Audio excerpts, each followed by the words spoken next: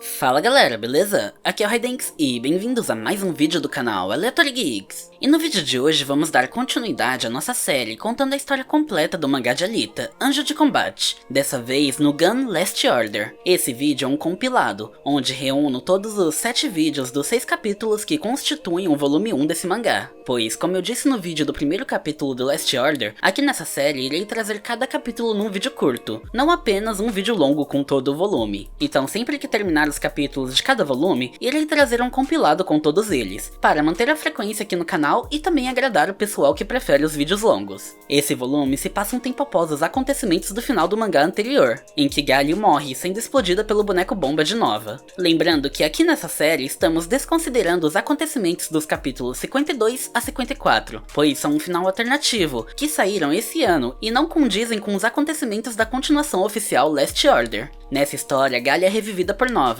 e começará a descobrir mais sobre o seu passado, iniciando uma nova jornada agora que está livre, além de nos indicar o rumo em que essa jornada levará. E isso não é um spoiler, era óbvio que ela não acabaria daquele jeito, além de que é mostrado logo no primeiro capítulo. Então se você ainda não assistiu as partes anteriores, corre lá e depois volta para esse vídeo. O link da playlist vai estar nas cards e também aqui na descrição.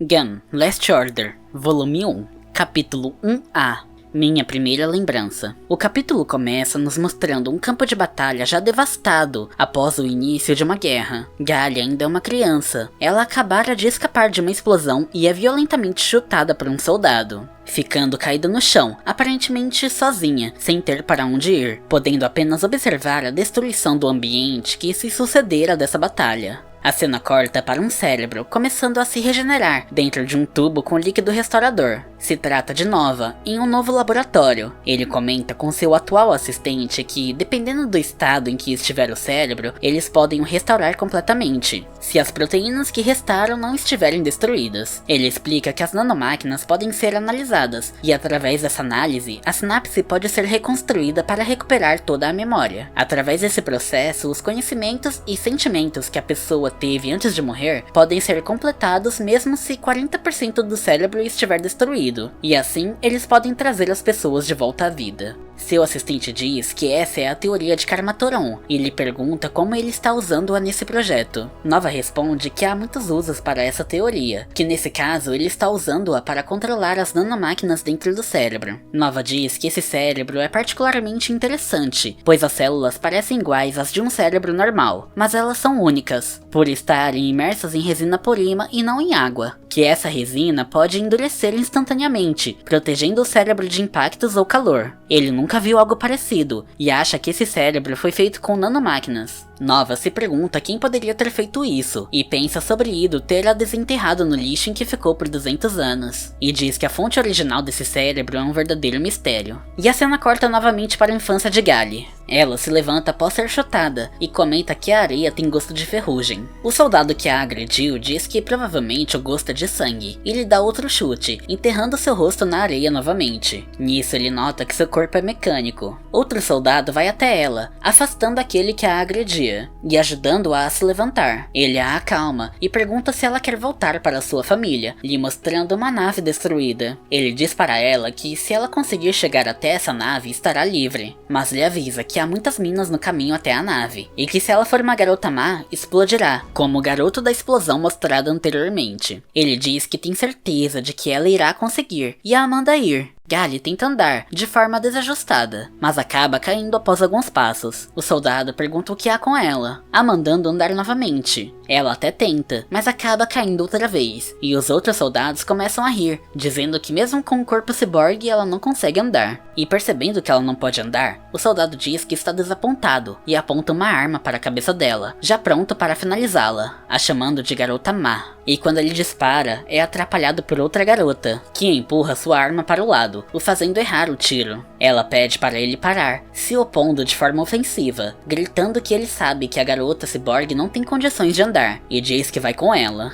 O soldado para por alguns segundos, admirando a coragem dessa menina, e então concorda em deixá-las ir. Então ela pega Gally pelos braços e segue em frente, adentrando o campo minado lhe arrastando. Ela se apresenta, dizendo que seu nome é Erika, e pergunta o nome de Gally, que naquela época ainda se chamava Yoko. A Gally do presente se lembra de sua eu Yoko do passado naquele momento. Seus ouvidos zumbiam, mas provavelmente por conta do vento. Ela não estava assustada, apenas se sentia solitária. Yoko diz para Erika que quer ir para casa. Erika pergunta onde é sua casa, e quando Yoko estava prestes a responder, são interrompidas quando avistam os restos que sobrou do garoto que explodiu, tentando atravessar o campo minado anteriormente. Elas se assustam e param de andar, mas o soldado que estava agredindo Yoko antes dispara ao lado delas, as mandando continuar. Então elas voltam a caminhar. Yoko diz para ela que sua casa foi queimada por esses soldados, que mataram seus pais e até mesmo seu cachorro. E Erika fica entusiasmada, admirando Yoko ter tido um cachorro. Gally se lembra da forma feliz que Erika falava mesmo nessas circunstâncias, pois ela mantinha sua positividade e inocência, de forma tão natural que Gally nem se lembra do que Erika falava, como se fosse apenas um assunto descontraído. A cena corta de volta para o laboratório. A reconstrução do rosto de Gally já está completa. Nova pergunta se os lábios dela estão muito grossos, mas seu assistente não responde, ficando admirado com a beleza dela. Ele pergunta para Nova quem é ela, e Nova responde que ela é o guerreiro mais forte que já existiu, que ela se chama Gally. Seu assistente fica surpreso, e Nova completa, dizendo que um homem a encontrou na sucata e deu esse nome a ela, que quando ela estava no motorball era chamada de Anjo Matador, ou Anjo da Morte, e quando estava no Gibi era chamada de G1. Seu assistente fica pensativo e curioso com o fato de o guerreiro mais forte ser esse pequeno cérebro de uma garota. Nova diz também que Gally já foi sua inimiga, e até já o matou uma vez, sendo que na verdade foram duas. Uma quando o conheceu, após ele ter dado o corpo berserker ao Zapan, e outra após sair do Ouroboros pela segunda vez. Nova diz que é uma grande falha em sua memória, então ele não se lembra do que houve na estalagem de granito aquele dia. Seu assistente o questiona sobre ela ser o guerreiro mais forte do mundo, que já foi seu inimigo, e agora ele está a ressuscitando e permitindo que ela mantenha todas as suas memórias, assim lembrando até do fato de serem inimigos. E aqui descobrimos o nome desse assistente, Roscoe. Nova diz que ele é esperto, mas ainda jovem, e que o conceito dele da palavra inimigo está ligado ao relacionamento. E do ponto de vista da teoria do Karomoroton, as palavras amigo e inimigo não existem. E o capítulo termina com Nova dizendo para irem para a próxima fase, com a configuração inicial dos órgãos vitais funcionando normalmente, e a instalação do novo driver estando correta. Nova dá Enter, iniciando uma nova etapa na vida de Gally. Finalizando assim o primeiro de muitos capítulos de Battle Angel Alita Gun Last Order. Capítulo 1B, Minha Primeira Lembrança. O capítulo começa nos mostrando o novo cérebro de Gally já reconstruído. Seus olhos são gerados, e logo em seguida todo seu novo corpo começa a se formar. Aqui vemos que esse novo corpo que Nova está criando é o mesmo corpo Imaginus, nos apresentado no final alternativo do Hyper Future Vision. Nova diz para Roscoe que há muito tempo atrás encontrou um corpo feito com uma técnica avançada de nanotecnologia, composta por um metal orgânico. As células que formavam esse corpo eram chamadas de Berserker, e ele se inspirou nisso para criar esse novo corpo para Gally, o chamando de Imaginus, afirmando que Gally terá o melhor corpo possível de ser feito. O esqueleto do novo corpo de Gally termina de ser gerado e começa a formar os tecidos musculares. Enquanto Nova diz que o entendimento da teoria do Karmatoron está quase completa no micronível, mas longe do macronível. Que a macroteoria do Karmatoron é como a ciência do destino dos humanos, que todas as coisas que existem no mesmo tempo e espaço têm influência do Karmatoron aos outros, especialmente o cérebro humano, que é a melhor máquina Karmatoron que a natureza já fez. E o cérebro de Gally tem um ótimo potencial Karmatoron.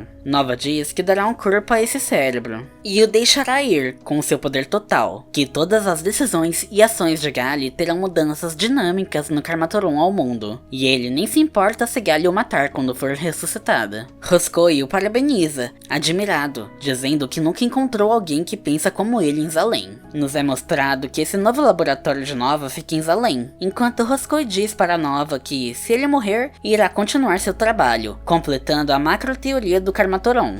E a cena corta novamente para o passado de Galia. Yoko e Erika estão quase chegando à nave. Erika parou de falar de repente, então elas param de andar, ficando lá no local em que estavam. Elas já haviam dado mais de 100 passos em segurança, mas sabiam que não conseguiriam ir muito mais à frente, pois tiveram apenas sorte de chegarem tão longe. E Erika já estava cansada demais para continuar carregando a Yoko, e perceber a hesitação de Erika a deixou aterrorizada. Yoko chora, dizendo para Erika que está assustada, e Erika friamente responde que prefere ser explodida por uma mina do que levar um tiro deles, se mostrando ser muito orgulhosa. Yoko lhe pergunta se elas vão morrer, e para onde vão após a morte. Erika quase chora com essa pergunta, por também estar sofrendo com seu medo e solidão. Erika aponta para o céu, nos mostrando que a atmosfera desse planeta é artificial, e diz para Yoko que elas vão olhar para o céu enquanto andam, e quando morrerem é para lá que elas vão. E quando forem para o céu, irá pedir a Deus para jogar a lua neles, as 2 luas. Yoko se acalma com suas palavras, ficando admirada com a visão dessas luas, e logo notam algo se movendo no céu. Se trata de um soldado com um traje voador, acompanhado por uma pequena nave de carga e armamentos, que passa sobrevoando elas, em alta velocidade, quase as atingindo.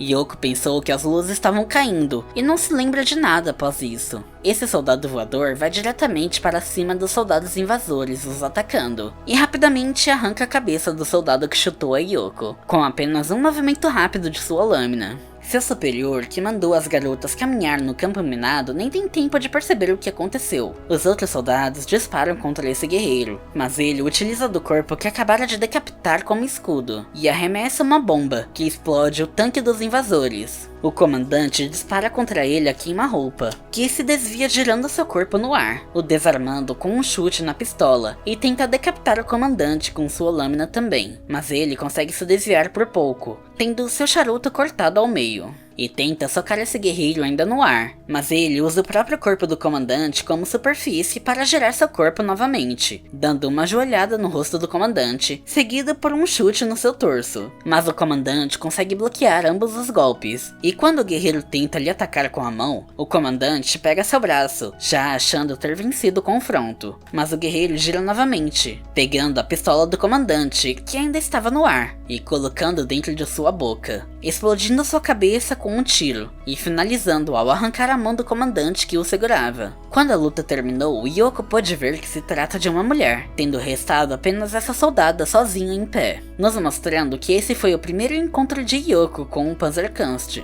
E a cena corta de volta para o laboratório. O carregamento já está completo e é ativado. Galia abre os olhos e se levanta, se perguntando quanto tempo se passou desde aquele dia. E o capítulo termina nos mostrando Galia sentada na mesa de cirurgia, já completamente acordada, nos revelando seu novo corpo Imaginus, exatamente igual ao mostrado no final alternativo do Hyper Future Vision, com ela se perguntando o quanto mudou. Finalizando assim a segunda parte do primeiro capítulo de Battle Angel Alita Gun Last Order. Capítulo 2. O que acordou? O capítulo começa após os acontecimentos do capítulo anterior, com Galia acordando e se levantando após ser revivida por Nova. Ela está meio desorientada, sua cabeça dói, e ela também sente uma pequena dor em seus sentidos. De alguma forma, ela sabe que isso é um sinal de alerta instintivo. Ela percebe que algo aconteceu ali, e sente o cheiro de sangue. Então se levanta da mesa e vai se esgueirando furtivamente entre os corredores do laboratório. Ela avista um rastro de sangue e espia por trás da porta, se deparando com o corpo de Nova já morto, com ambos os cérebros destruídos, o principal da cabeça e o seu backup no abdômen. Galia se abaixa à frente dele, observando com mais atenção os ferimentos do seu corpo, verificando se ele está realmente morto. Ela analisa por alguns momentos e se levanta, dizendo a si mesma que ela sabe que não foi ela quem o matou. Ainda observando a decomposição do corpo, percebe que já faz 4 ou 5 dias que ele morreu, e que quem fez isso foi muito violento. Galia se lembra de ter cortado o pescoço de Nova com sua lâmina, mas suas memórias estão confusas. Ela fica pensativa sobre quanto tempo dormiu. Galia observa melhor o local que está. e percebe que sua lâmina damasco está bem à frente em um painel. Então ela vai até sua lâmina a pegar. E quando sua mão adentra no sensor do painel, é ativada uma gravação em um monitor acima dela, perguntando se ela acordou. Se trata de Nova, que deixou um recado para ela, dizendo que sabe que ela está imaginando como ele pode estar vivo, já que ela o matou na estalagem de granito, mas não vai contar para ela, dizendo apenas que essa é a mágica de Nova. Então ele vai direto ao assunto, contando para Gali que o cérebro dela foi destruído, e ele o restaurou com sua técnica de nanotecnologia. E suas lembranças antes dos danos no cérebro foram recuperadas, inclusive as partes de suas memórias bloqueadas psicologicamente, assim nos explicando como Gali se lembrou de sua infância como Yoko junto com Erika, o que deixa Gali abalada. Nova também diz que melhorou muito seu corpo, usando todas as nanotécnicas possíveis, que essa obra de arte é o corpo Imaginus, e que é possível transformar a estrutura atômica do seu corpo, lhe dando a forma que ela deseja, que esse corpo tem muitas funções que ela irá achar útil. Ele diz para testar alguns truques, falando para ela pensar em sua cor favorita. E quando Gali olha para sua mão, pensando na sua cor favorita, a cor do seu corpo muda, deixando ela impressionada. Nova diz que ela pode treinar o corpo dela para se lembrar de uma mudança de cor. Ela até tenta, mas não consegue, e diz que isso é difícil, mas pode ser usado como camuflagem, tentando ficar transparente. Nova completa, dizendo que a performance do corpo Imaginus é praticamente a mesma do modo de combate do corpo Berserker, e ela pode usar seus ataques de plasma novamente. E quando Nova fala que sua lâmina estava gasta e ele usou o material para fazer as células Imaginus que formam seu corpo, sua atenção se volta para isso, e a cor do corpo dela muda de forma inconsciente, lhe dando uma roupa, enquanto ela observa o holograma de sua lâmina, e finalmente se dá conta que a perdeu de vez. Gali grita com a imagem de Nova no monitor, irritada por ele ter desintegrado o presente que ela recebeu de Ed. E Nova completa, dizendo que ele garante que suas intenções eram do interesse de Gali, e ele não está tentando detê-la, apenas quer ver o que acontecerá dali em diante, encerrando a gravação com ele dizendo para Gali tomar cuidado. Gali fica confusa por Nova ter lhe gravado uma mensagem há pouco tempo e agora estar morto, e se pergunta novamente o que aconteceu, mas é surpreendida quando uma escotilha do teto se desprende e cai bem à frente dela. 3 salemitas caem pelo buraco que se formou. Gali observa confusa, e então o salemita armado diz para correrem, pois algo está chegando. Então o teto por onde caíram começa a se romper. O teto se deforma e afunda, como se algo muito pesado estivesse sobre ele, antes de ser completamente destruído. E um robô gigantesco adentra o local que estavam, sendo pilotado por um droide do MIB. Detritos da destruição do teto caem sobre aqueles salemitas, mas Gali entra na frente os protegendo, arremessando os detritos para o lado e se posicionando entre eles e o robô. Gali olha para trás, perguntando se estão bem, e os salemitas percebem que ela é o ciborgue que Roscoe havia mencionado, e comentam que esse ciborgue é jovem, que imaginaram que seria um cara durão, não uma pequena garota que nem parece ser forte. Gali os encara, incomodada com suas palavras. E o robô faz um reconhecimento facial de Gali, e como não encontra o código de cidadã salemita dela, a considera um inimigo, a colocando como seu alvo.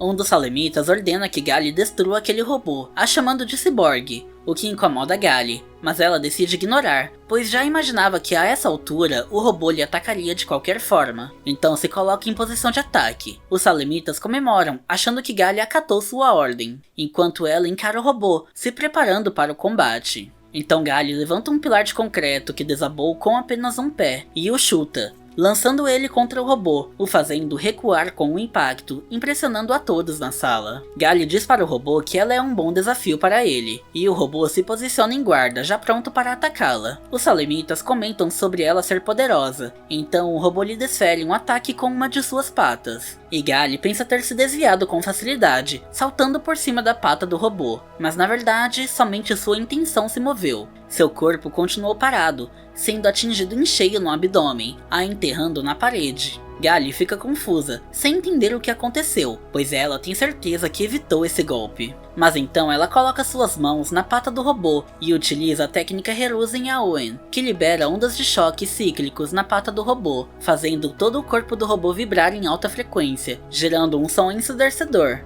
que começa a rachar o local em que ela estava segurando, até o ponto em que a pata do robô explode. Ela para por alguns segundos, observando a fumaça saindo de suas mãos, enquanto o robô recua. Ela pensa consigo mesma no poder enorme que esse corpo Imaginus possui, e que a pata do robô a jogou contra a parede, a enfurecendo. Mas ela nem consegue perceber esse sentimento. O robô a ataca novamente, e Gali mais uma vez tenta se desviar e não consegue, percebendo finalmente que seu corpo não está respondendo aos seus comandos, sendo atingida em cheio novamente, dessa vez pelo bico do robô, que joga todo o seu peso em cima dela, colidindo com a parede que se rompe, e eles acabam atravessando a estrutura, com Gali sendo derrubada por completo, e o robô ficando apenas pendurado pelas patas traseiras. Gali rapidamente consegue enrolar sua mão num dos fios expostos da pata do robô destruída, impedindo sua queda, ficando também pendurada. Ela olha para baixo sem entender e se pergunta onde está. O robô estava prestes a despencar também, e os Salemitas tentam resgatar Gali, criando uma corda humana para alcançá-la. Gali nota as nuvens abaixo de seus pés e percebe que talvez possa estar em Zalem. Ela se lembra de sua primeira aula com Layla, aquela guerreira Panzerkunst. Yoko estava tímida e ainda amedrontada, apenas observando ao lado de outra aluna, que pergunta para sua mestra se ela já sentiu medo alguma vez. E Layla responde que sim, que todos os soldados sentem medo quando estão no campo de batalha. Ele diz para lembrar que o que mais dá medo é não ver o inimigo, que quando se tem medo numa situação crítica, você não tem controle sobre si mesmo. A aluna ao lado de Yoko pergunta como evitar isso, e Layla sorri para as garotas, respondendo que mesmo quando se encontrar numa situação que não consegue entender, deve-se aceitá-la sem se apressar, apenas observar, assim deixando sua posição segura. E o capítulo termina com Gali pendurada, já calma, refletindo sobre as palavras de sua mestra. Finalizando assim o segundo capítulo do primeiro volume de Battle Angel Alita Gun Last Order.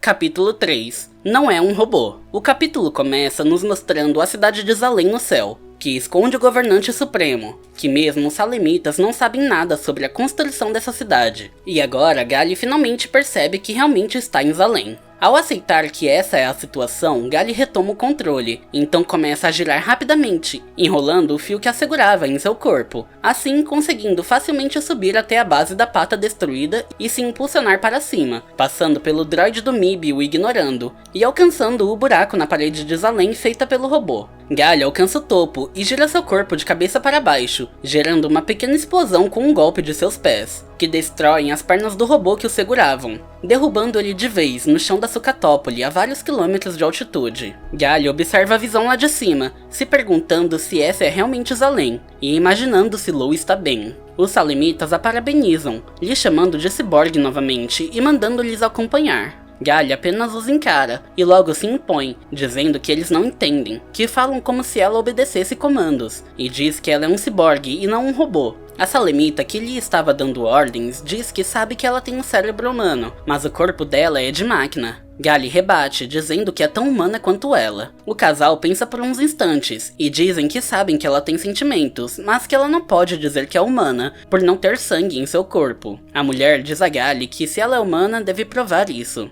Gali responde que é a arrogância dela dizer para prová-la, e diz que ela sabe o que é, e não tem que provar nada a ninguém. Ela acredita que é humana, e essa é toda a prova de que eles precisam. Gali sai andando, enquanto os Salemitas dizem que isso não é uma prova. Então Gali salta para longe. A mulher lhe pede para esperar, perguntando onde ela está indo. Gali responde que não precisa ficar com eles e suas ideias estúpidas, e dá as costas para eles, dizendo que acreditar é a única prova de que ela é humana. A mulher percebe que a garota chamada Pan está muito mal. O homem pergunta o que vão fazer agora, e Gali olha para trás, vendo a mulher segurando a garota, e se lembra dela mesma como Yoko nessa situação, quando Erika a segurava dessa mesma forma. Então Gali volta até eles e pega a Pan nos braços, dizendo que o ar está rarefeito ali e devem ir para algum lugar seguro imediatamente. O homem pergunta se ela vai com eles, lhe chamando de ciborgue mais uma vez, e ela responde que seu nome não é ciborgue, é Gali. Então os Salemitas finalmente se apresentam. A mulher diz que seu nome é Nora Refuargo, o homem David Frank, e a garota Pan Mahan. Gali salta com a Pan para a parte de cima dos escombros causados pelo robô e pergunta se são amigos. Eles respondem que não, que só estão juntos há 3 dias, enquanto tentam escalar os escombros com dificuldades. Eles passam por alguns corredores, observando toda a destruição e corpos no local. Gali pergunta o que aconteceu ali, vendo que além dos Salemitas também há robôs e droides do MIB destruídos. Nora lhe responde que Zalem corre um grande risco e precisam da ajuda de Gali, que ela vai saber tudo após se encontrar com seu líder. Eles finalmente saem do laboratório e caminham pela cidade até chegarem a um local em que crianças veem que Nora voltou com um ciborgue. Nora vai até os aposentos de Roscoe, lhe dizendo que trouxeram Gali. Roscoe diz para esperarem um pouco, por estar ocupado, e enquanto aguardam, Gali nota que há muitas crianças lhe observando e fazendo comentários sobre ela. Até que Roscoe termina e se levanta do computador, observando ela, dizendo que ela parece muito diferente desde a última vez que ele viu no laboratório. Gali o encara em alerta, e animado ele a apresenta para todos ao redor, dizendo que ela é um ciborgue da Terra, mas que ela tem um cérebro. E todos que estavam observando comemoram, e ficam surpreendidos por ela ter um cérebro, deixando Gali bem confusa. Roscoe tenta lhe cumprimentar, e se apresenta, dizendo que seu nome é Jean Roscoe. Mas Gali se desvia de seu cumprimento e friamente diz que não é sua amiga, lhe dando as costas. Roscoe fica abalado com isso e diz que ele estava no laboratório enquanto Nova a ressuscitava. Gali lhe dá atenção novamente por ele conhecer Nova. Ele comenta que ela tem um cérebro, e isso a faz diferente de todos os adultos em Zalem. Isso a faz sua amiga. E Gali se surpreende, perguntando se ele sabe o segredo de Zalem. Nora diz que isso não é mais um segredo, e Gali apenas aceita isso, sabendo que o segredo foi vazado indiretamente por ela, quando obrigou Nova a o revelar na estalagem de granito. Se passaram algumas horas. Já à noite, Gali ainda está nos aposentos de Roscoe, apenas aguardando algo que ela mesma não sabe o que é. Nora lhe diz que tudo mudou na última semana, que tudo começou numa transmissão. E Roscoe completa, dizendo que há uma semana atrás, Nova invadiu o sistema de transmissão de Zalem, logo após restaurar seu corpo. Nessa transmissão, Nova abriu a cabeça de alguns salemitas adultos, para mostrar que todos os cérebros foram substituídos por chips, e revelando que quando um salemita faz 19 anos, eles passam pela iniciação para virar um cidadão de verdade. E durante a iniciação, o cérebro é substituído por um chip contendo todas as lembranças até aquele momento, tornando público o segredo que o MIB tinha escondido perfeitamente até então. A mente dos salemitas entraram em colapso com essa descoberta. Muitos ficaram loucos, alguns começaram a brigar e finalizar sua própria existência. E os robôs do MIB que estavam programados para manter o segredo começaram a finalizar todo mundo. Ele diz que também ficou chocado com essa descoberta, e por isso foi até o laboratório. Roscoe também revela que foi ele quem matou Nova, para saber se isso era verdade, e encontrou o chip em sua cabeça, ficando abalado com isso. Ele não sabia o que fazer, pois aconteceu tão rápido e de repente, que ele não teve tempo de pensar nisso, mas quando se acalmou, soube o que fazer. Gali o observa incomodada, talvez por ainda querer conversar com Nova, ou talvez por desejar ter sido ela mesma a matá-lo. Roscoe lhe diz para ver algo que tira de seu jaleco, e lhe revela que o chip no cérebro de Nova agora é dele. E também encontrou outro chip, que é um backup do cérebro principal em seu estômago. Gali fica surpresa por ele ter 2 chips, e ele pede para ele lhe dar um dos chips. Mas Roscoe se recusa, e diz que existem 235 crianças com menos de 19 anos nessa base, e que de acordo com outro grupo ainda existem 4.000 adultos que não enlouqueceram, e ainda estão vivos do outro lado de Zalem. Nora informa que Roscoe hackeou a central médica e parou a produção dos robôs do MIB, que ainda há muitos robôs, mas estão desligados. E em prantos diz que somente nessa semana já perderam 80% da população de Zalem. Roscoe se demonstra estar louco também. Ele afirma que vai matar todos os não-humanos sem cérebro, que irá limpar tudo e fazer uma nova nação de Zalem. Gali não se importa muito com isso, e apenas pergunta o que aconteceu com seus pais. Nora diz que o que ela chama de pais, na verdade é o GCC, Gerente de Cuidados de Crianças. E Roscoe lhe explica que os bebês em Zalem são feitos em uma máquina do MIB. Que o MIB mesmo quem escolhe os pais que cuidam dos bebês, sem ter nenhuma relação biológica entre os pais e as crianças. Que chamam isso de UCC, Unidade de Cuidados à Criança. Que mesmo se uma criança soubesse que possui laços de sangue com um adulto, não hesitaria em matar esse ser sem cérebro. Pan concorda com isso, mesmo chateada, enquanto Gali novamente apenas aceita. E então se levanta, dizendo que não pode ficar ali, e partindo para procurar sua amiga.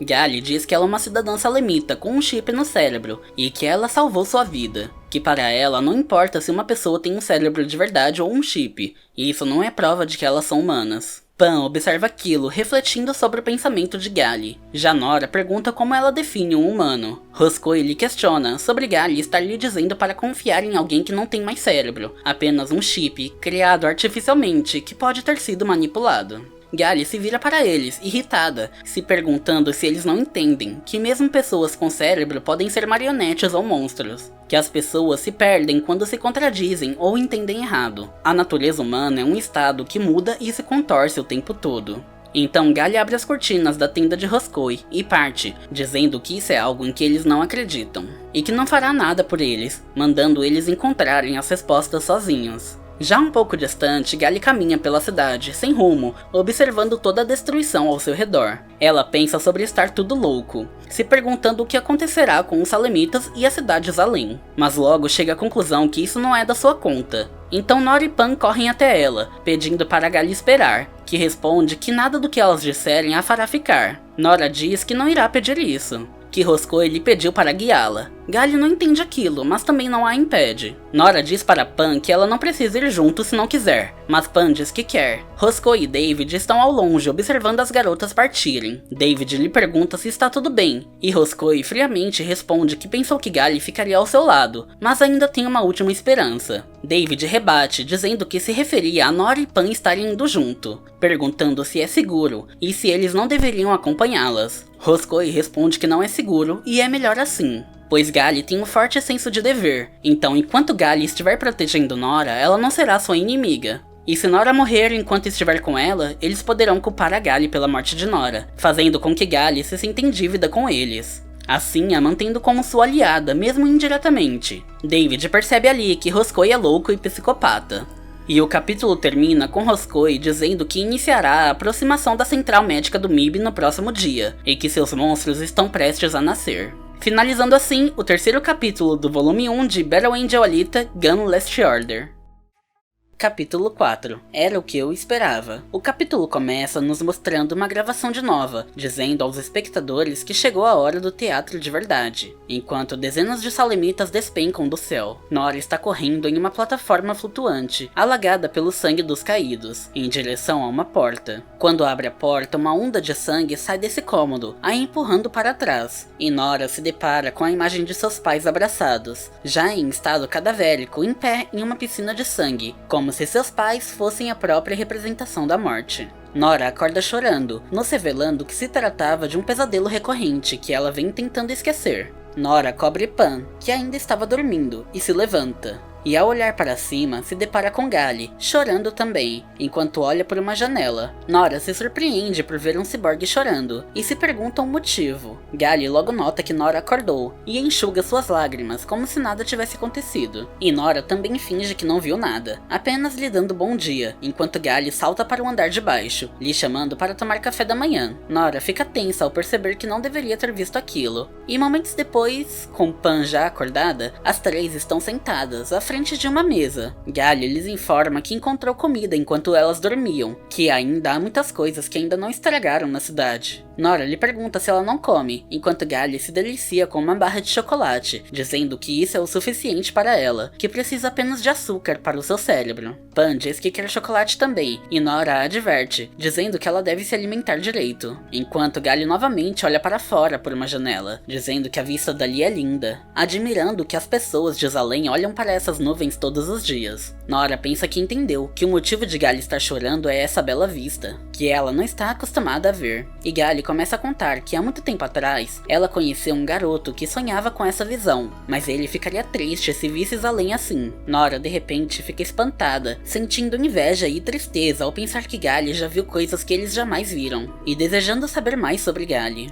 A cena corta para a central de inspeções médicas. Roscoe já está no local, colocando seu plano em prática. Ele comemora, dizendo que desativou o sistema de segurança e manda seus homens irem. E quando o primeiro tenta adentrar, tem seu corpo completamente perfurado por lanças que saem do chão, o finalizando ali mesmo. Roscoe apenas pede desculpas, dizendo que ainda havia uma armadilha, sem se importar com a morte de seu lacaio. Logo após isso, eles finalmente conseguem entrar, ficando admirados por ainda terem muitos robôs lá, vendo que a fábrica é totalmente automática. Roscoe lhes informa que essa fábrica usa tecnologia do nível mais baixo, que a fábrica que produz nanomáquinas e chips cerebrais fica mais à frente. que é lá onde seus monstros aguardam para nascer. Frank diz para Roscoe que seu objetivo máximo é tomar o sistema MIB. Ele pergunta como farão isso, e Roscoe responde que ainda não sabe. Ele não conhece nada sobre o cérebro central Melchizedek, que ainda controla todas além, e diz que eles têm que ir até lá para examiná-lo. Um de seus homens, que estava fazendo ronda, tem seu peito perfurado por uma barra de ferro, assustando a todos, e ao longe alguém grita o nome de Roscoe. Ele se vira, percebendo se tratar de outro grupo de salemitas, dessa vez formado por adultos que já tiveram seus cérebros substituídos por chips. O líder desse grupo pergunta para Roscoe o que foram fazer ali, dizendo que eles sabem que não podem entrar. Roscoe comenta que esse homem ainda está vivo, indicando que já o conhecia, e que só há um motivo para ele estar ali, entrar na central do MIB assim como eles. E o homem lhe responde que não são como eles, que vieram aqui para trazer a lei e a ordem de volta para Zalem, afirmando que vão restaurar o funcionamento do MIB. Roscoe lhe diz que se fizerem isso serão mortos imediatamente, por saberem o segredo de Zalem, e ele lhe responde que irão reprogramar o MIB primeiro, e decide revelar seu plano. Seus lacaios comentam que ocorreram muitas mortes por consequência da divulgação do segredo, que todos os adultos restantes sobreviveram ao verdadeiro teste, que eles são mais fortes que outros, que são os escolhidos. O líder do grupo diz que todos que têm chips no lugar do cérebro são uma forma superior de existência, que são os mais fortes, que reconstruirão Zalem, a fazendo mais forte e mais bela. O líder pega a cabeça do servo de Roscoe, dizendo que ninguém irá ficar em seu caminho, e removerão os cérebros das crianças como ele e seus amigos e os darão aos porcos, finalizando seu servo Harry ao arremessar sua cabeça contra o chão. Frank pergunta a Roscoe se ele o conhece, que ele responde que sim, que esse homem se chama Casey Roscoe, seu pai adotivo, escolhido pelo MIB que ele criou.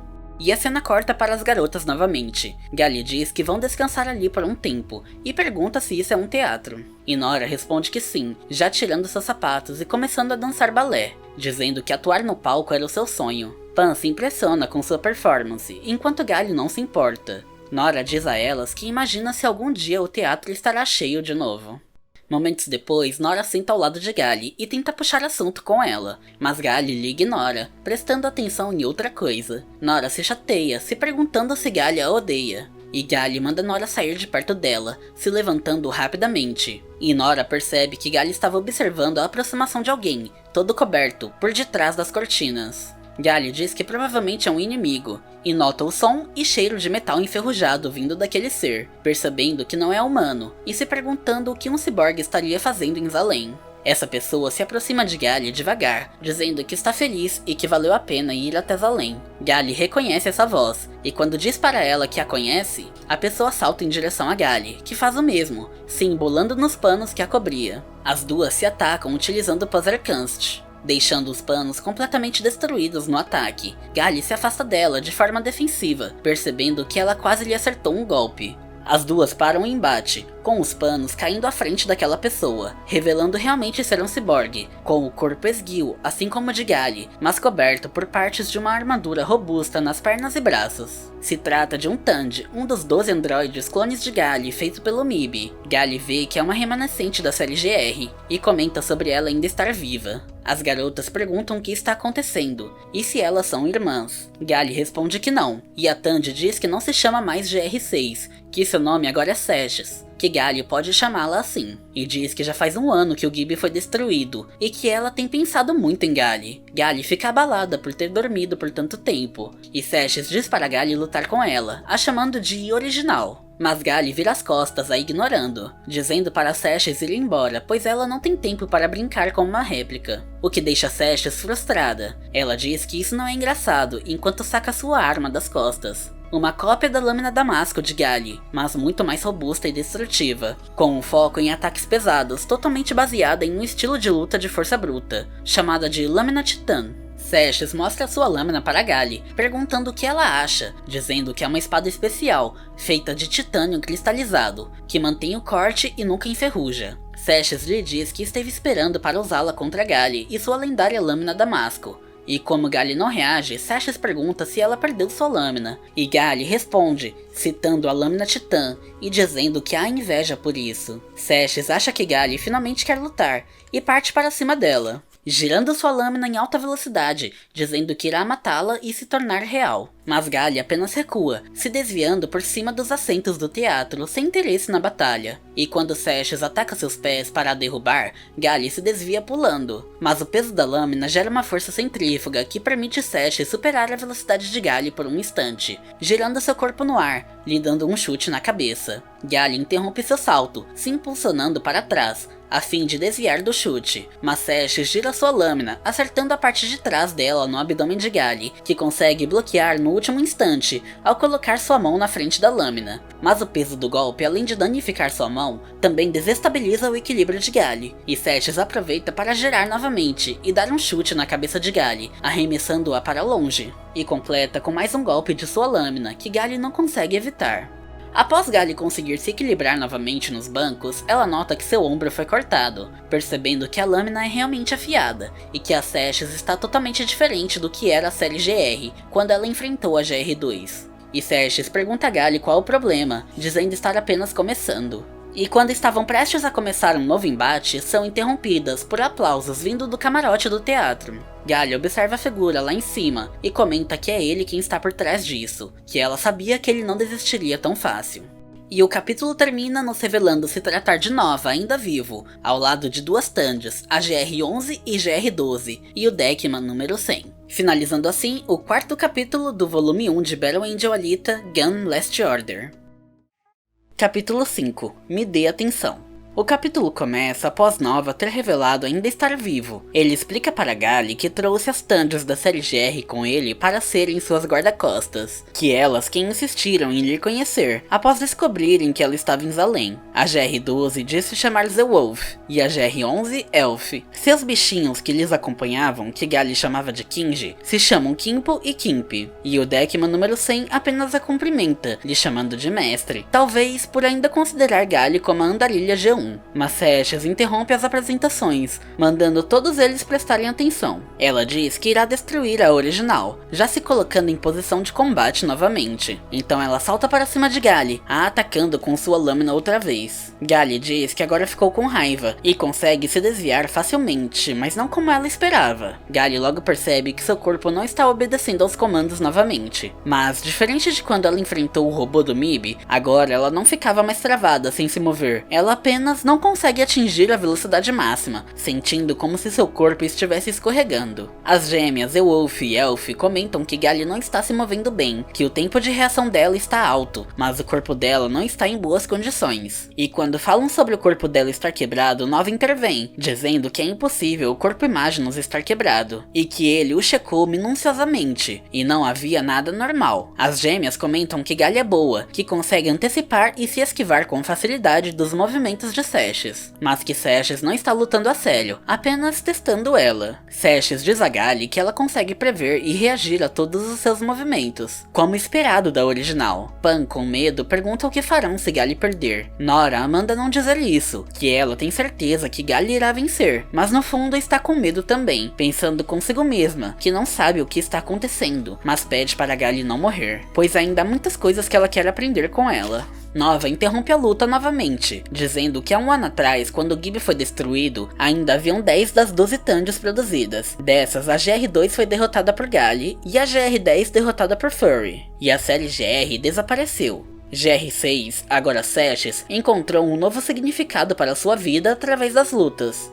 Ela batalhou com cada um das GRs restantes, destruindo 7 das 10 que sobraram após a destruição do canhão Heng, quando Furry destruiu a GR10. Agora restam apenas ela, GR6 e as gêmeas GR11 e 12. Nova diz que é muito primitivo lutar sem nenhum objetivo, e pergunta a Gally se Seshes não lembra o que Gally era. Gally responde para Nova que isso é mentira, e diz para Seshes que ela não passa de uma réplica sua, e pergunta se ela acha que ao destruí-la poderá a substituir. Seshes responde que Gally não compreende, que ela não precisa tomar o lugar de Gally para ser real, que ela não existe apenas porque o Gib a criou. Essa não é a resposta de sua existência. Se ela puder derrotar os mais fortes e a original, sua existência terá um significado, e ela será um guerreiro de verdade. Nova decide lhes contar o segredo, de que o cérebro eletrônico da série GR possui o mesmo chip do MIB que os Salemitas, e nem mesmo o Bigote sabia disso, o que deixa Gally espantada. A cena corta para a batalha entre os Salemitas. O grupo de adultos do Cassie Roscoe já conseguiu dominar e eliminar quase todo o grupo de seu filho, Jim Roscoe, por ser formado completamente por adolescentes. Frank grita com Jim para saírem logo dali, por já estarem em menor número, mas Jim o ignora, pedindo por mais um minuto, enquanto ele está hackeando o sistema da fábrica. Frank até consegue o segurar por uns instantes com uma minigun, mas é atingido no peito por uma barra de ferro arremessada como lança, sendo finalizado logo em seguida, e enquanto grita que conseguiram, Jim já estava quase conseguindo hackear, até que seu pai toca o seu ombro, dizendo que o tempo acabou. Jim finalmente tira sua atenção dos computadores, e percebe que todos os seus homens já morreram, e mesmo não se importando muito com eles, fica bem abalado ao ver que Frank também estava entre os corpos. Cassie arremessa seu canivete no pé de Jim, dizendo que ainda não irá matá-lo, pois suas habilidades são úteis, e pede um machado para seu lacaio, dizendo que irá cortar o pé de Jim, para que ele não possa fugir. E em desespero, Jim abraça seu computador, e se joga de um precipício do vão entre as plataformas. Cassie manda seus homens irem atrás dele, e a cena corta para a batalha de Seshes e Gally novamente. Seshes diz que irá mostrá-la do que é capaz, e começa a girar sua lâmina em seu corpo, como se fosse um bastão, e se arremessa para cima de Gally, se movendo em um padrão completamente randômico. Gally fica espantada por não conhecer esse estilo, e as gêmeas comentam que é um estilo completamente diferente do Panzerkunst, resultado de um ano de batalhas incessantes na superfície. Ela consegue cortar o braço de Gally com facilidade, utilizando seu golpe Seshes Griff, mas Gally nem demonstra preocupação, e quando Seshes estava prestes a finalizá-la, Gally a surpreende, pegando seu braço cortado ainda no ar e o utilizando como arma, para dar um soco na cara de Seshes, que a desestabiliza. Gally gira seu braço em alta velocidade, como se fosse um tipo de nunchaku, para efetuar um poderoso golpe em Seshes, que a enterra no chão. Quando Gally aterriza nos bancos novamente, percebe eles sendo cortados. Gally vai se esquivando, saltando para trás, enquanto os bancos são cortados em direção a ela, parando no meio entre as duas gêmeas, que comentam sobre ela ser inteligente, por deixar a Seshes arrancar o seu braço para usá-lo como arma. De repente, o braço de Gally arrancado se despedaça em vários pedaços, e ela percebe se tratar de fios monomoleculares, uma das armas da série GR. Gally é completamente cercada pelos fios, e as gêmeas lhe dizem para ela não se mexer, pois seu corpo não tem estabilidade sem o braço, a impossibilitando de escapar desse ataque, enquanto Seshes se levanta, pronta para o novo embate. Seshes reclama delas serem puxa-sacos, e elas respondem que não gostam de lutas, mas quando tem certeza da vitória, decidem participar, que imobilizaram Gally para ela finalizá-la. Seshes novamente reclama por não gostar de vencer dessa forma, mas irá acatar. Então ativa um canhão que se transforma a partir de seu braço, revelando que é o canhão solenoide, a mesma arma que Gally usou contra Den, mas num tamanho e calibre reduzido. Gally se espanta ao ver essa arma, e Seshes já está certa de sua vitória, por saber que Gally não conseguiria se desviar. Nova apenas aceita, sabendo que seu precioso corpo Imaginus, que ele se empenhou tanto em construir, seria desintegrado. Gally apenas fica parada em frente a ela, confiante, perguntando se elas realmente acharam que a encurralaram. Seshes a manda ir para o inferno e puxa o gatilho, mas Gally já estava com o pé abaixo de um dos pisos da superfície que estavam, e o arremessa para cima, criando uma barreira à frente dela, que impossibilita a visão de Seshes, que já não podia mais parar o disparo. O canhão destrói a barreira criada por Gally, num feixe de energia tão poderoso que chega a passar os limites da cidade flutuante. Seshes logo percebe que Gally está abaixo do chão, e desativa seu canhão, pulando com sua lâmina, a arrastando no chão a fim de acertar Gally, mas parando a poucos centímetros de acertar Nova. E o capítulo termina com Gally usando Nova como escudo e refém, e Seshes pedindo permissão a Nova para matá-lo, por saber que ele pode ressuscitar sozinho. Finalizando assim o 5º capítulo do volume 1 de Battle Angel Alita Gun Last Order. Capítulo 6. Como desligar uma TV. O capítulo começa após Gally ter rendido Nova, o colocando na frente do ataque de Seshes, que hesitou em continuar, sem saber se poderia matá-lo. Gally diz que ele é um bom guarda-costas, e Nova pede para as duas lhe ouvirem. Ele diz que não se importa com o que aconteça com ele, mas que nessa caixa que ele segurava estava a coisa mais preciosa da Terra. Gally pergunta se não é uma torta, já conhecendo os truques de Nova. Ele responde brincando que é quase isso. As gêmeas se aproximam, querendo ver mais de perto, comentando que Seshes não pode usar seu Stellan Grief nessa situação, por precisar estar em movimento. E também não tem tempo de ativar um novo disparo do canhão solenoide, nem desfazer a transformação de seu braço, que estão em pé de igualdade. Mas Gali está na vantagem. Então Gali vira Nova, girando seu corpo em espiral à frente da lâmina de Seshes, que acompanha a rotação para não acabar matando Nova. Ao mesmo tempo que tenta acertar Gali, que bloqueia com o braço restante e lhe contra-ataca com um chute em sua perna. Seshes efetua uma sequência de diversas estocadas tentando acertar Gali, que bloqueia todos, ao mesmo tempo que tenta colocar Nova à frente dos ataques, fazendo Seshes hesitar. Então Gali arremessa Nova para longe, se desviando da última estocada de Seshes e se apoiando em sua lâmina para saltar, e impulsionar a lâmina de Seshes para baixo, a derrubando. Então Gali dá um soco na cara de Seshes, que ela bloqueia com sua lâmina, mas na realidade, somente a intenção de Gali deu um soco, como nas vezes que ela estava enfrentando o robô do MIB. Na verdade, Gali efetuou o golpe com a palma da mão, no abdômen de Seshes, utilizando sua técnica Hiruzen Yaoen. Seshes consegue se desviar no último instante, fazendo com que o golpe de Gali apenas a pegue de raspão. Mas a técnica de Gali, vibrando em alta frequência, fez com que Seshes girasse no ar, quase caindo, mas conseguindo se estabilizar. Gali a encara, elogiando-a pelo reflexo. Seshes se recupera, dizendo que essa passou perto, que Gali conseguiu lhe desconcentrar muito, mas ela conseguiu parar seu Hiruzen Yaoen. As gêmeas se animam, por Seshes agora poderia utilizar seu Stellan Grief, e Gali perdido uma grande oportunidade de acabar com a luta. Então Seshes desfaz a transformação de seu canhão, voltando ao formato original do braço, enquanto diz que isso foi divertido. Seshes se posiciona para atacá-la novamente, mas logo percebe algo errado. E quando as gêmeas perguntam por que Seshes não se move, começa a sair fumaça por todas as juntas de seu corpo. E logo em seguida seu corpo explode, arremessando seu braço longe, a deixando fora de combate. Seshes cai já derrotada, dizendo que se desviou do Hiruzen Yaoen. E Gali diz que se ela ainda estivesse com seu corpo antigo, era provável que Seshes teria se esquivado, mas não há comparação entre o poder de seu corpo Imaginus com o antigo, que Seshes simplesmente não tinha nenhuma chance.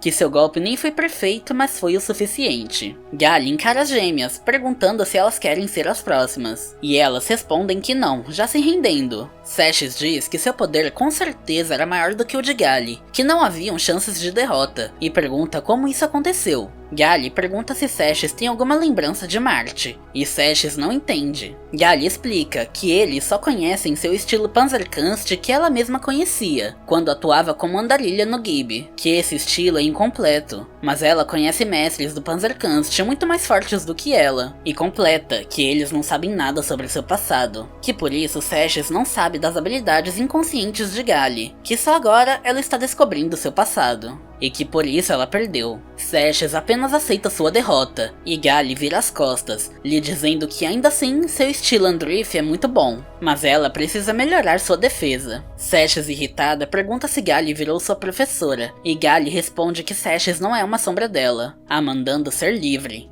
E a cena corta de volta para as instalações do MIB. Roscoe se rasteja pelos corredores, aparentemente com as pernas quebradas devido à queda, enquanto observa homens de ambos os lados já caídos sem vida, chamando a todos de estúpidos. Roscoe encosta sua cabeça na parede, comentando sobre seus lacaios, que não puderam lidar com a sobrevivência. E ouve o grupo de seu pai andando pelo corredor do outro lado da parede, comentando sobre como é bom matar, que isso é um privilégio dos humanos, que deveriam legalizar esportes sangrentos na Nova Zalém, criando dezenas de crianças na máquina-mãe e matar a todos por diversão.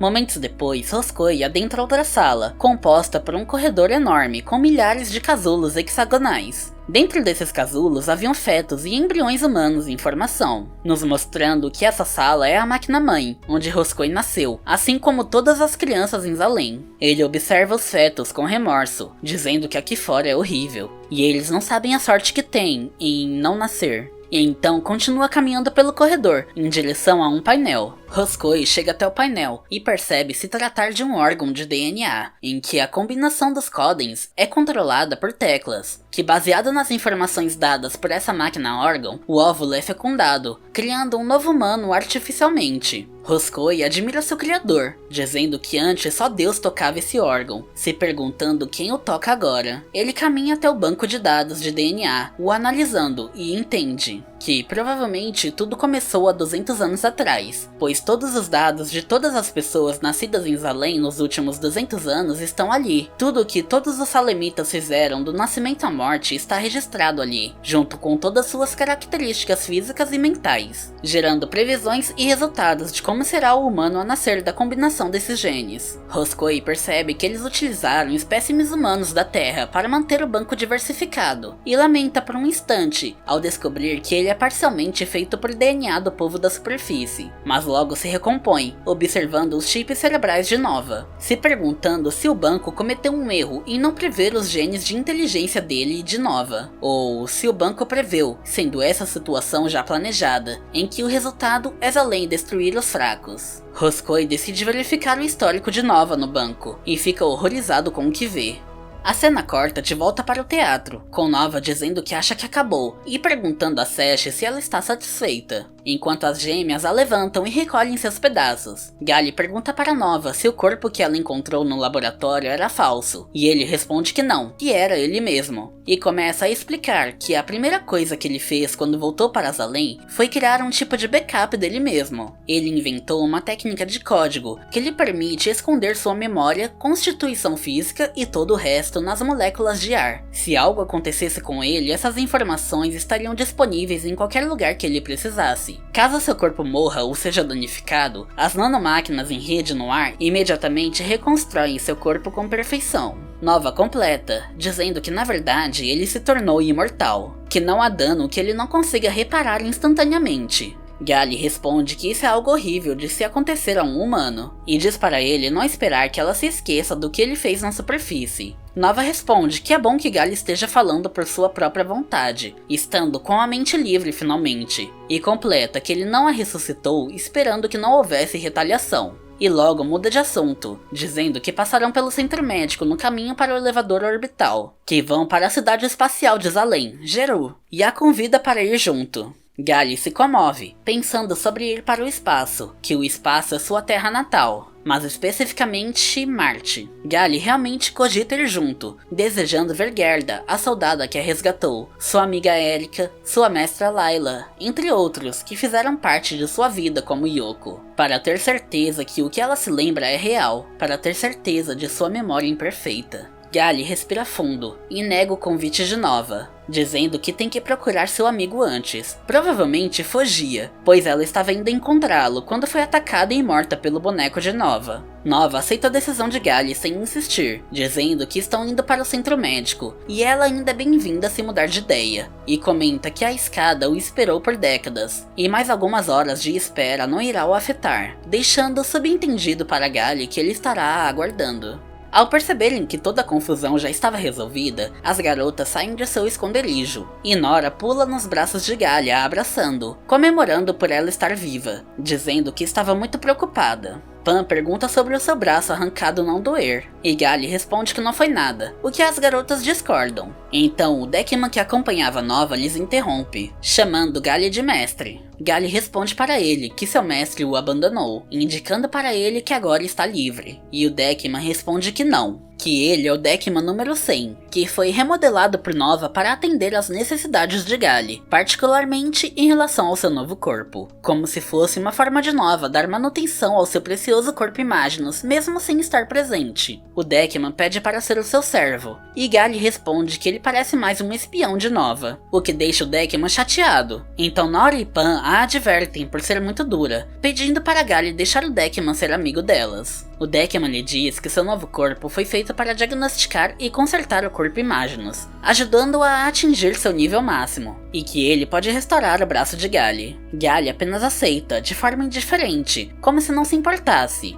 A cena corta para Cassie e Roscoe, encontrando seu filho Jim em algumas plataformas acima da fábrica. Cassie diz para Jim que ele finalmente conseguiu, e Jim ri, de forma sádica, se demonstrando já estar completamente possuído pela loucura. Ele diz para seu pai que sabia a verdade sobre Salem, que é a de que esse mundo está cheio de lixo, que os humanos não são nada além de larvas de insetos nadando no estrume. Ele já está convencido disso, então ele grita, dizendo que irá matar a todos. No mesmo instante, os lacaios de Cassie são arremessados para o ar, e ele se vira para trás, se desesperando com o que vê. Ele corre junto com seus homens restantes, enquanto uma forte força gravitacional saindo do chão os arrasta para cima, e Cassie entra em pânico ao ver uma enorme mão mecânica pegando um de seus servos. Se trata de uma máquina com aparência humanoide, que até o momento não sabemos se é um robô, ciborgue ou androide. Mas essa máquina esmaga o servo de Cassie com a mão, gritando em fúria. E Jin diz para a máquina avançar, a chamando de Sashimodo, seu monstro. Ele grita obstinado, dizendo que o Sashimodo estava destinado a ser o deus guardião das crianças, indicando que talvez isso possa ser uma criação de Zalem desativada. Mas as coisas mudaram, e agora Jin ordena que Sashimodo seja um demônio, destruindo esse mundo patético e todos nele. Mas antes que Sashimodo pudesse se mover, Jin é atingido, sendo perfurado na garganta por uma flecha disparada pelo assistente cientista de seu pai. E o capítulo termina com Jin caindo da plataforma que estava, dizendo para Sashimodo deixar esse mundo acabar. Finalizando assim o volume 1 de Battle Angel Alita Gun Last Order.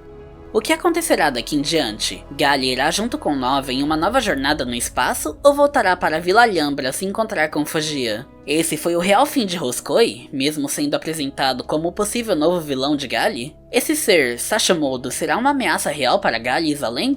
Se você quiser comprar esse mangá completo pela edição especial da JBC ou o e-book para Kindle de toda a obra, o link de onde encontrá-los vai estar aqui na descrição. Um salve especial e agradecimentos ao Túlio Nascimento e Eduardo Barbosa, os novos e também primeiros membros aqui do canal. Obrigado pelo apoio, manos, isso ajuda e incentiva demais a continuidade do canal. E esse foi o vídeo de hoje, espero que vocês tenham gostado. Não esqueçam de deixar um like e comentar aqui embaixo o que vocês acharam dessa história. Já conheciam? Curtiram? Já conseguem imaginar como se desenvolverá essa obra, agora que Gali possivelmente poderá ir para o espaço e descobrir mais sobre seu passado? Gostaram mais da Gali no mangá ou da Alita no filme? Nos digam aí o que acharam. E se gostou e não está no canal, se inscreve aí. Esse mangá tem mais de 100 capítulos, além do Gun Mars Chronicle e Gun Gaiden, que contam histórias paralelas e continuações do universo de Alita, então tem muito conteúdo para mostrar, por isso contamos com seu feedback. E isso é tudo, pessoal, eu vou ficando por aqui, valeu, falou e até o próximo vídeo.